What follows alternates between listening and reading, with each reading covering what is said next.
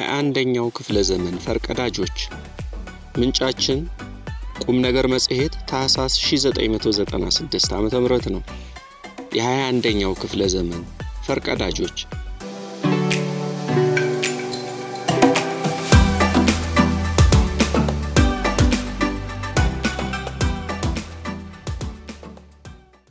በ21ኛው ክፍለ ዘመን ላይ ትርጉም ያለው ለውጥ ያመጡት አልበርት አንስታይን፣ ሲግመንድ ፍሩይድ እና ካርል ማርክስ ፍላጎታቸው በመራቸው መንገድ ያለ መጓዛቸው አዳዲስ ግኝቶችን ለመፍጠር አግዟል። የሳይኮ አናሊስት ቲዮሪ መስራችና ግንባር ቀደም አራማጅ የሆነው ሲግመንድ ፍሩይድ በልጅነቱ ሕግ ተምሮ የሕግ ሰው መሆን ነበር ህልሙ። ካርል ማርክስ ደግሞ ይጫጭረው የነበረውን ግጥም አሳትሞ ጥሩ ገጣሚ የሚባል ራዕይ ነበረው። ሌላው ፈርቀዳጅ አልበርት አንስታይን ገና የ7ኛ ክፍል ተማሪ ያለ ተስፋ አስቆራጭ ሁኔታ ከመምህሩ ገጥሞት ነበር። መምህሩ የትም የማይደርስ ደደብ ተማሪ እንደሆነ ሲነግሩት አምኖ አልተቀበላቸውም።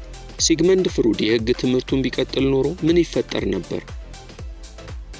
ካርል ማርክስ የሚጽፋቸውን ግጥሞች የሚያሳትምለት ድርጅት ቢያገኝስ ኖሮ?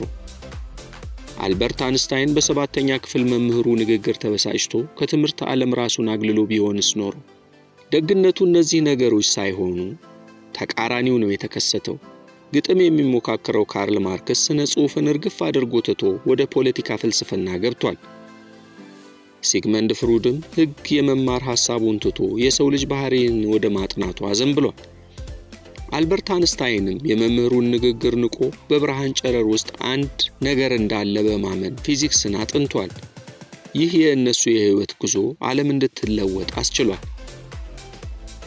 የኮሙኒዝም አባት ስልጣን በሰራተኛው መደብ መያዝ አለበት የሚል ጽኑ እምነት ያለው ካርል ማርክስ በጊዜው የተንሰራፋው የቡርዣ አገዛዝ ተገርስሶ የሰራተኛውን መደብ ጥቅም የሚያስከብረው የኮሙኒዝም ስርዓት እንዲሰፍን በከፍተኛ ሁኔታ አግዟል። የቡርዣ ካፒታሊስት አገዛዝ የሰራተኛውን መደብ ጉልበት ይበዘብዛል ሲልም ሰራተኛው እንዲደራጅና ለመብቱ እንዲታገል ጥሪ አቀርቧል። የኮሙኒዝም ስርዓት እንደ ጀርመን፣ እንግሊዝና አሜሪካ ባሉ ባደጉ ሀገሮች በአስቸኳይ መስፈን እንዳለበትም ይናገር ነበር። ዘ ኮሙኒስት ማኒፌስቶ በተባለው ጽሑፉም የዓለም ወዛደሮች እንዲተባበሩ በማድረግ እንደ አውሮፓውያን አቆጣጠር በ1846 በመላው አውሮፓ አመጽ ተነስቷል። በዚህ ጽሑፍ የቡርዣው መንግስት የሰራተኛውን ጉልበት እንዴት እንደሚበዘብዝ በግልጽ አሳይቷል። በገሃዱ ዓለም የታየውን እውነታ በሳይንሳዊ መንገድ በማስቀመጡም የሳይንሳዊ ኮሙኒዝም ወይም ሳይንቲፊክ ኮሙኒዝም መስራች ሆነ። ማርክስ የነጻ ኢኮኖሚን ጽንሰ ሐሳብ ይቃወም ነበር። በነጻ ኢኮኖሚ ትንንሽ ነጋዴዎች በትልልቆቹ ስለሚዋጡ ሀብት በካፒታሊስቶች እጅ ይከማቻል። ይህ ደግሞ የመደብ ክፍፍልን ያመጣል ባይ ነበር። የመደብ ክፍፍል እንዳይኖር በጊዜው በሰፊው ቢጥርም ተቀባይነትን ግን አላገኘም ነበር። የኮሙኒዝም ጽንሰ ሐሳብ በከፍተኛ ሁኔታ ተቀባይነትን ያገኘው ማርክስ ከሞተ ከ34 ዓመት በኋላ ነበር። ማርክስ ግን እስከ ህልፈተ ሕይወቱ ድረስ ሐሳቡ ተቀባይነትን እንዲያገኝ ይታገል ነበር። በዚህም በጊዜው ከነበሩት በአስተሳሰብ የላቁ ሰዎች አንዱ አድርጎታል። አመለካከቱም የ20ኛው ክፍለ ዘመን ቅርጽ እንዲይዝ አስችሎታል። ካርል ማርክስ ለሰራተኛው መደብ እንዲህ ይታገል እንጂ እርሱ ከጭቁን ወይም ከድሃ ቤተሰብ የተወለደ አልነበረም። በመካከለኛ የኑሮ ደረጃ ካላቸው ቤተሰብ የተገኘ ነበር። ካርል ማርክስ እንደ አውሮፓውያን አቆጣጠር በ1818 በምዕራብ ጀርመን ትሬር ውስጥ የተወለደ ሲሆን እሱ ከመወለዱ ከጥቂት ዓመታት በፊት ትሬር በናፖሊየን ሽንፈት ለፐርሺያ ተሰጥታለች። ማርክስ ከመወለዱ በፊት አባቱ ወደ ክርስቲያንነት በመቀየር ስሙን ሄንሪች ማርክስ ተብሏል። አባቱ ጠበቃ ቢሆንም በስራው ጥሩ ገቢ አልነበረውም። ነገር ግን የወይን እርሻ ስለነበረው ገቢውን ያሳድግለት ነበር። ማርክስ የ6 ዓመት ልጅ ሳለ ነበር አይሁዳዊ እናቱ የተጠመቀችው። ማርክስ በትምህርቱ ጠንካራ ታታሪና ጥሩ ባህሪ ያለው ነበር። በጊዜው የእንፋሎት ባቡር ገና መጀመሩ የነበረ ሲሆን ብዙዎቹ የተፈጥሮ ሳይንስን ለማጥናት ከፍተኛ ጉጉት ነበራቸው። የካርል ማርክስ ዝንባሌ የነበረው ግን ስነ ጽሑፍና ግጥም ነበር። በእድሜ ኩዮቹ ከሆኑት ጋር መዋል የማያስደስተው ማርክስ ከአባቱ ጓደኞች ጋር መወያየትን ይመርጥ ነበር። አሊያም ቤቱ በመቀመጥ ጫካ ውስጥ በመሄድ ወይም ለጎረቤቶቹ የሼክስፒርን ድርሰቶች ማንበብን ያዘወትራል። ሀብታምና የኢንዱስትሪ መሪ ለሆነው ለአባቱ ጓደኛ በጻፈው መልእክቱም አንተ የአባቴ ጓደኛ አይዲያሊዝም ቅዠት ሳይሆን በገሃዱ ዓለም ያለ እውነታ እንደሆነ ያረጋገጥክልኝ ነህ። ጓደኞቹ የአባቱ ጓደኞች እንደነበሩ ያስረዳል። የአባቱን ጓደኛ ይበልጥ እንዲቀርብ ያደረገው ጄኒ የተባለችው ሴት ልጁ ነበረች። ማርክስና ጄኒ መጀመሪያ የሚተዋወቁት እርሷ የ5 ዓመት ልጅ እያለች እርሱ ደግሞ በእናቱ እቅፍ ውስጥ ሆኖ ነበር።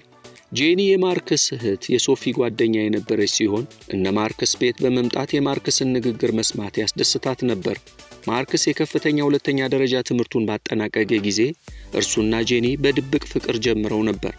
ሆኖም ማርክስ ኮሌጅ የመግባቱን ነገር ቅድሚያ በመስጠት ቦኔ ዩኒቨርሲቲ ገባ። አባቱም ማርክስ ጠበቃ እንዲሆን ከፍተኛ ፍላጎት የነበረው ቢሆንም ማርክስ ግን ገጣሚ ለመሆን ጉጉት ነበረው።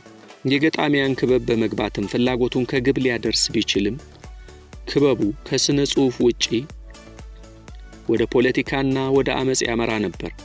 አባቱም ማርክስን በስነ ጽሑፍ ዓለም ጠልቆ መግባት ሲያይ ተደስቶ ነበር።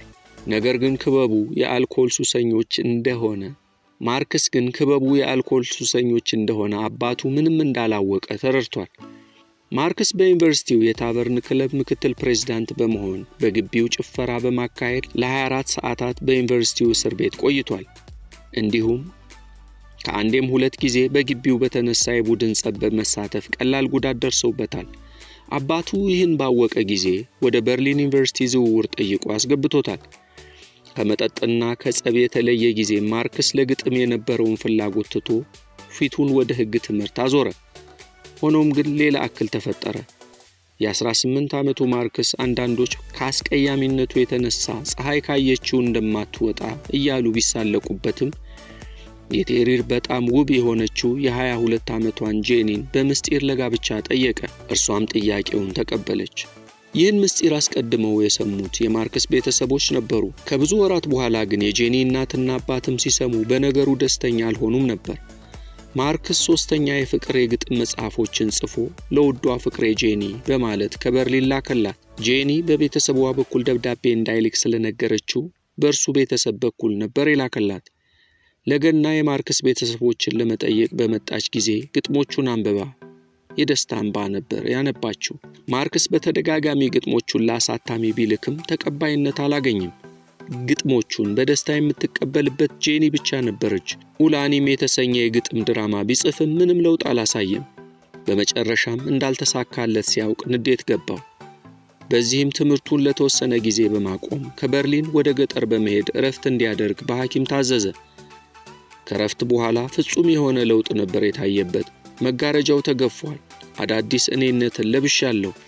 የተውኩትንና ያደኩበትን አይዲያሊዝም እውነተኛነት እፈልጋለሁ ሲል ነበር ለውጡን የገለጸው። ግጥም እንዳልሆነው ሲያውቅም አዲስ መንገድ መከተል ጀመረ። እስከ ሕይወቱ ፍጻሜ የተከተለውን ፍልስፍና የጀመረው ያኔ ነበር። ሌሊቱን የሚያነጋው ሲጽፍ ነበር። ለአባቱም በጣም ረጅምና 4000 ቃላትን የያዘ ደብዳቤ ጽፏል። የደብዳቤው መደምደሚያ ውድ አባቴ ስለማይነበበው የእጅ ጽሑፌና የአጻጻፍ ዘይቤ ታላቅ ይቅርታ እጠይቅሃለሁ። አሁን ከሌሊቱ 10 ሰዓት እየተቃረበ ነው።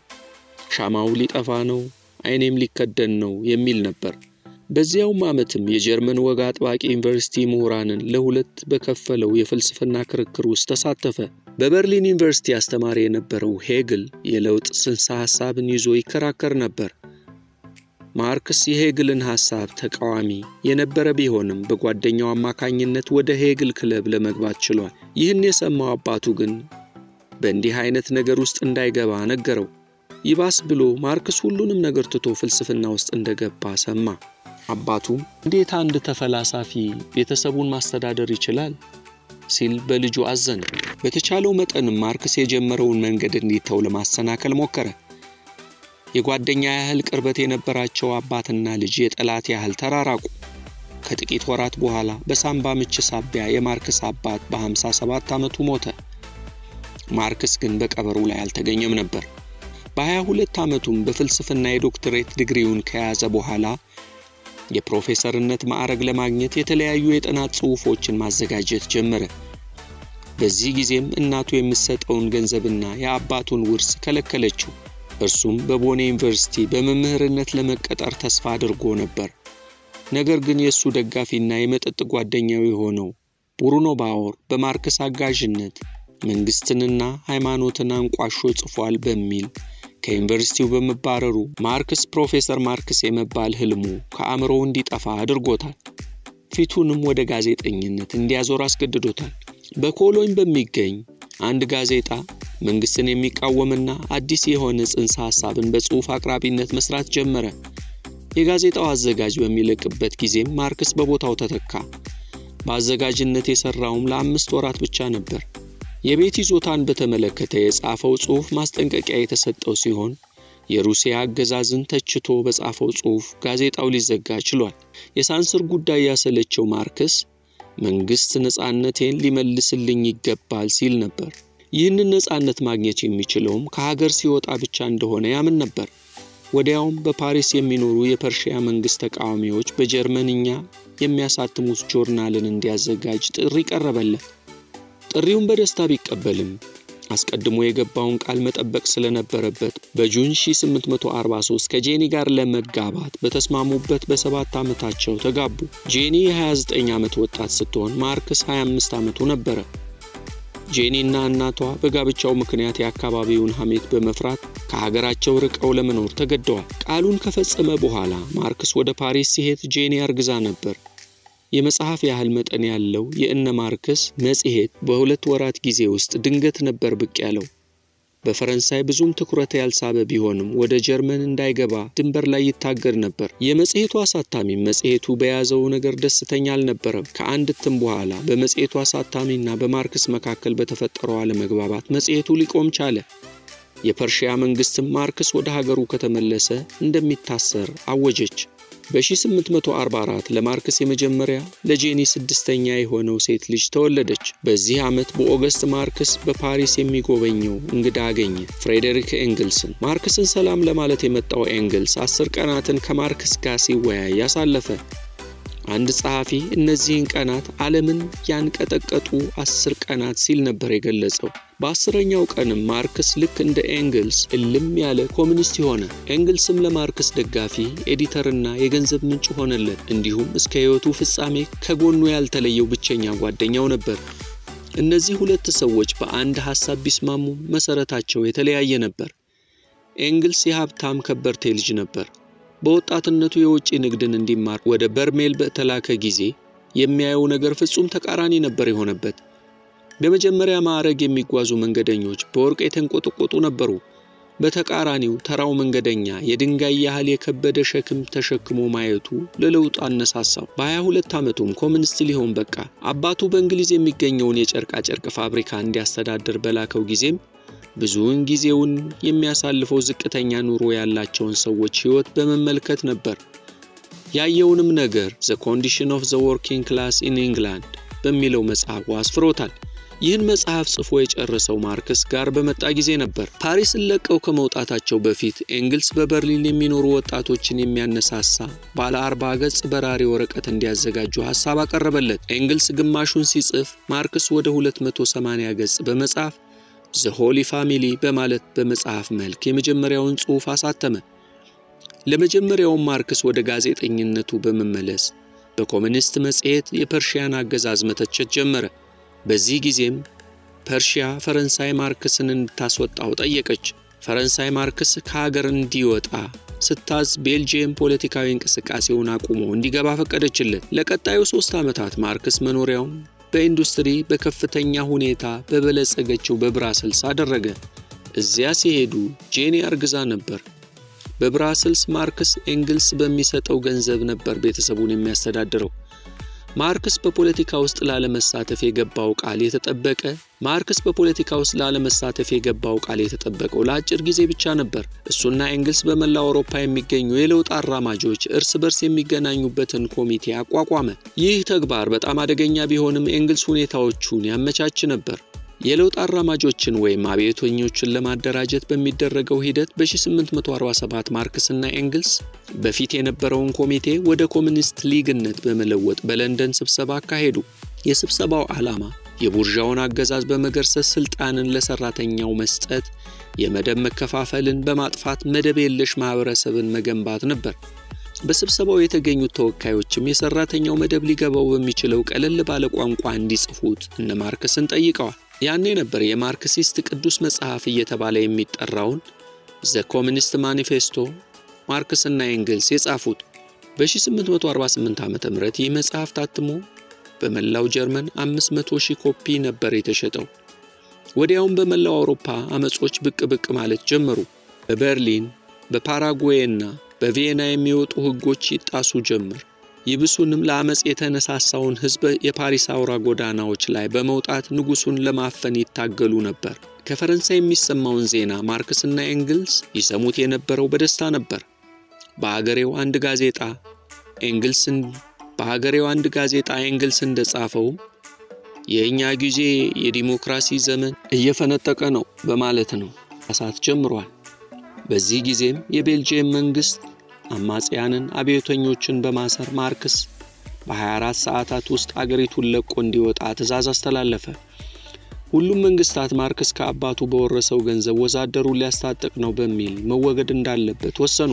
ማርክስ ተመልሶ ወደ ፈረንሳይ በመሄድ ለአንድ ወር ያህል ከቆየ በኋላ ኤንግልስ በጀርመን አመጾች እየተስፋፉ በመሆኑ ወደዚያ መምጣት እንደሚችል ስለነገረው ወደ ጀርመን አቀና። አመጾችን ለማፋፋም ማርክስ የቀረውን የውርስ ገንዘብ አንድ ጋዜጣ በኮሎኝ ከተማ አቋቋመበት። በዚህ ችግር አጋጥሞት ነበር። በአመጹ የፋብሪካ ሰራተኞች ብቻ ሳይሆኑ መንግስትን የሚቃወሙ ጠበቆች፣ መምህሮችና ሌሎች የተማሩ ሰዎች ነበሩበት። ማርክስ የእነርሱን ሐሳብ ይቃወም ነበር። ህብረት የጎደለው አብዮት የተካሄደበት ሀገር ኮሎኝ ብቻ አልነበረችም። በመላው አውሮፓ የሚካሄደው አመጽ ዓላማ የሌለውና ብልግና የተሞላበት ነበር። በፓሪስ የቀድሞው አገዛዝ ወደ ስልጣን ደግሞ ሲመለስ በቤልጂየም ንጉሱ ወደ ስልጣን ተመልሰዋል። የማርክስ ጋዜጣም ንጉሱን በመሳደቡ ሊዘጋ ችሏል። ከጀርመን በ24 ሰዓታት እንዲወጣ በተደረገው ጊዜም በቀይ ማስጠንቀቂያ መሰል ርዕስ አንቀጽ ጽፎ ነበር። ከኮሎኝ የተባረረው ማርክስ በሐሰተኛ ፓስፖርት ተመልሶ ወደ ፈረንሳይ ገባ። ከ15 ቀን በኋላ ግን በፖሊስ ተያዘ። በኦገስት 1849 ራሱን ቻርልስ ማርክስ በማለት እንግሊዝ ዶቨር ሄደ። ቀሪውን ዘመኑንም እዚያው ነበር ያሳለፈው። በእንግሊዝ ማርክስ የቤት ኪራይ የሚከፍለው እስኪያጣ ድረስ ተቸግሮ ነበር። ለኤንግልስ በጻፈው ደብዳቤም ሚስቱ መታመሟንና ማሳከሚያ ማጣቱን ገልጾለት ነበር። ኤንግልስም ገንዘብ ላከለት። በዚህም ማርክስ ዕዳውን ሊከፍል ቻለ። ከችግሩ ለመላቀቅ ለጸሐፊነት ሥራ በወጣው ማስታወቂያ ቢወዳደርም በእጅ ጽሑፉ ጥለውታል። ዘ ኒውዮርክ ትሪቢዩን ጋዜጣ በሳምንት 2 ጽሑፍ ለማቅረብ የትርፍ ሰዓት ሥራ አገኘ። ማርክስ ካፒታል የተሰኘውን መጽሐፉን እየጻፈ ስለነበር ጊዜ ስለሌለው ኤንግልስ ለጋዜጣው በማርክስ ስም ይጽፍ ነበር። ኤንግልስ የማርክስን የገንዘብ ችግር ብቻ ሳይሆን ኑሮውንም ነበር የታደገለት። ጄኒ 5ኛ ልጃቸውን ባረገዘችበት ጊዜ ሆላንድ ያለው አጎቷ ጋር ነበር ገንዘብ ለመጠየቅ ሄዳ ነበር። በዚህ ጊዜ ማርክስ ሰራተኛዋን አስረግዞ ነበር።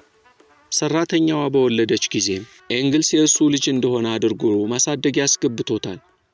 ቁርጥ ማርክስን የሚመስለውን ሕፃን ጄኒ ብታይም ምስጢሩ ግን አልተገለጸላትም። በ5 ዓመታት ውስጥ ማርክስ 3 ልጆቹን አጥቷል። እንደ ልጁ መሞት ማርክስን የጎዳው ነገር አልነበረም። በ1850 የ1 ዓመት ዕድሜ የነበራት ጎዶ በሳምባ ሞተች። በ1852 የፋሲካ ዕለት አሁንም በ1 ዓመት ፍራንቺስካ ሞተች።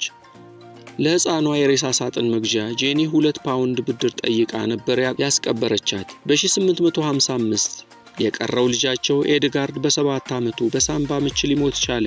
ኤድጋርድ ቤተሰቡን በማሳቅና በማስደሰት የሚያዝናናቸው ነበር። በእርሱ ሞት በጣም ያዘነው ማርክስም ልጄ ሳይሆን ጓደኛዬ ነበር፣ በግሌ ከማንም ይልቅ ለእኔ ቅርበት ያለው ነበር በማለት ነበር የተናገረው። በ1864 ማርክስ በጀርመን የሚኖር ጓደኛው ሲሞት ጥሩ ቤት ትቶለት ነበር። ኤንግልስም ያለበትን ዕዳ በሙሉ ከፍሎለት ከፍተኛ መጠን ያለው ገንዘብም ሰጥቶት ነበር። ማርክስ ግን ገንዘብ ሊበቃው አልቻለም።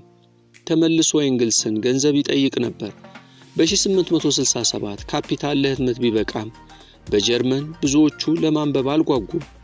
ማርክስን ዕውቅና ያሰጠው ዘ ሲቪል ዋር ኢን ፍራንስ የተባለውና በ1871 የጻፈው ነበር።